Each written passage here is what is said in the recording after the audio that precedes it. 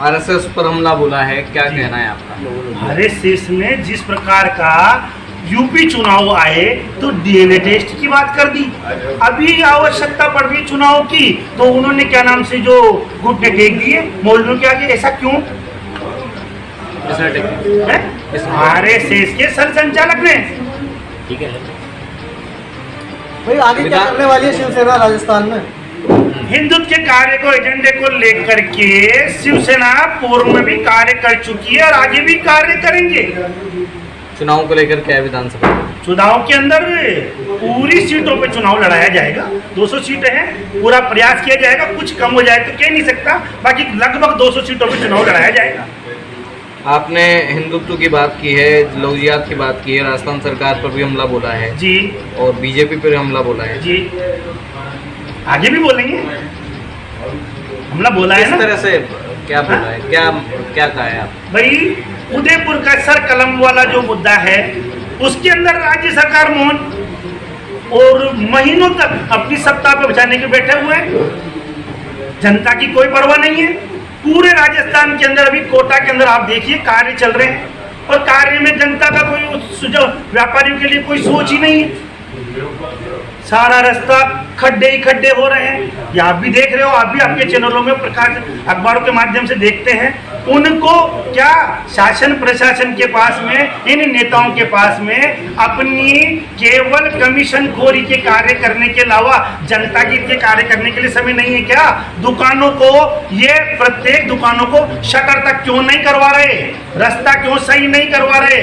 प्रत्येक चौराहे पर कम से कम 100 मीटर तक वाहन, लोडिंग वाहन, कोई सा भी वाहन, ऑटो रिक्शा, टेम्पो या मिनी बस या हो या बस हो, कोई भी चीज चौराहा खाली रहना चाहिए। प्रत्येक चौराहे को ये इन्होंने क्या कार्य किया? जो कार्य पहले हो रहा है उसको तोड़ा और दोबारा फिर कार्य उसी पे कर रहे हैं। ओनली इसमें कमीशन आएगा इसलिए। सर, तन से जुदा पर भी आपने बयान दिया है। हाँ, तो यदि उनने अगर अल्पसंख्यक प्रकोष्ठ के आतंकवादी गुप्त नामर्दों ने छुप छुप करके जो वार किया है, यदि अगर उन्होंने अपनी माँ का दूध पिया है तो चैलेंज करके आए, वो सर कलम क्या करेंगे, हम उनको बताएंगे हम क्या हैं। शिवसेना हिंदुत्व की लहर है, हिंदू का कार्य करते हैं और शिवसैनिक उनको अपना मुंह तोड़ जवाब देगी।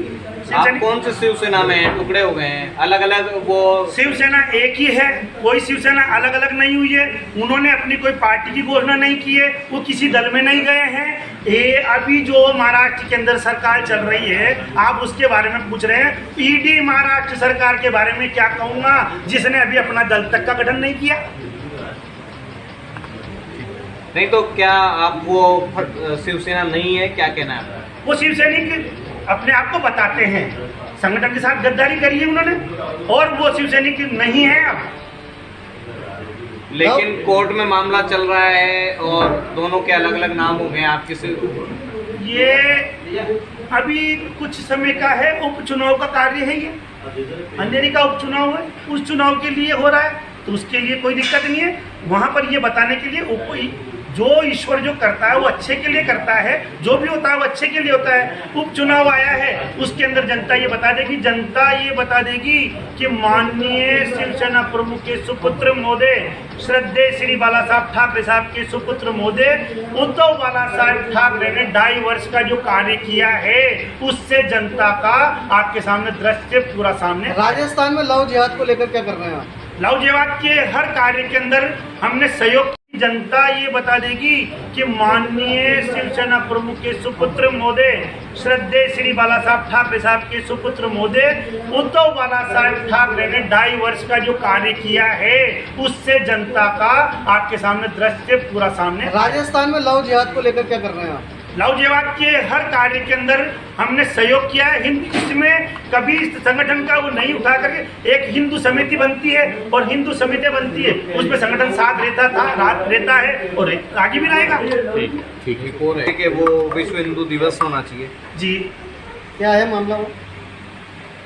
जैसे योग दिवस के रूप में दिवस मनाने के लिए एक दिन की घोषणा हुई है, उसी तरीके से जब 5 अगस्त 2020 को राम मंदिर के भव्य मंदिर का नींव रखी, भूमि पूजन हुई, उस दिन को माननीय प्रधानमंत्री मोदी